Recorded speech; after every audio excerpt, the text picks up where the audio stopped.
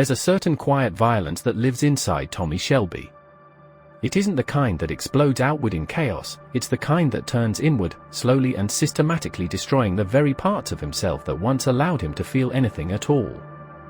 From the outside, Tommy looks like a man who has everything. Power, respect, family. But if you look closer, it becomes clear that all of it sits on top of a hollow foundation. Underneath the empire, underneath the name, there's a man who can no longer let himself feel love, not because he doesn't want to, but because somewhere along the way, it stopped feeling safe. The roots of Tommy's emotional isolation are found in the trenches of World War I. He wasn't just wounded by what he saw, he was restructured by it. In a world where death could arrive at any second and loyalty was often a fatal weakness, Tommy learned that survival meant stripping emotion down to its rawest form. Caring deeply about anything or anyone in a place like that was a liability. Love, in the broadest sense, became dangerous. Attachment meant vulnerability. Vulnerability meant death. The only way to endure was to close the door on those parts of himself that could be used against him. When Tommy returned home, the war never really ended. It lived inside him, quietly dictating every move he made. The streets of Birmingham might not have been lined with trenches, but the same rules applied: trust cautiously, speak little, protect yourself at all costs. Love didn't fit into this equation. It was a risk that Tommy's mind, trained for survival, could no longer rationally allow. He became a man who measured every connection by its potential threat to his control, rather than by its potential for joy. Grief plays its own cruel role in this equation. Tommy didn't just survive the war, he survived the deaths of countless people he cared about.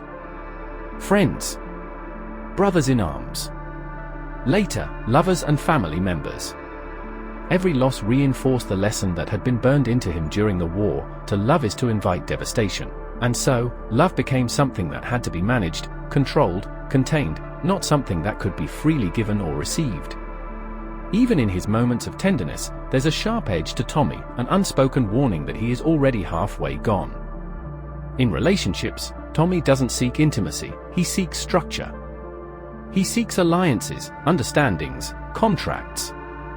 His idea of connection is deeply transactional, built on loyalty, duty, and usefulness rather than vulnerability. Real love demands surrender. It demands a willingness to be seen fully and accepted without armor. Tommy doesn't allow that because, somewhere deep inside, he no longer believes that kind of acceptance is even possible. He has internalized the idea that he is beyond saving, beyond repairing. Letting someone truly love him would mean letting them see the parts of him he has spent years burying. That's not a risk he is willing to take. Even with Grace, arguably the love of his life, Tommy is always holding something back. He loves her, but he cannot trust her. He craves her, but he cannot surrender to her. And when she is taken from him, that small, fragile opening he had carved out for vulnerability slams shut for good. It's not just the loss of Grace that hardens Tommy, it's the brutal confirmation of everything he already believed about love, that to love is to lose, that to open your heart is to invite destruction.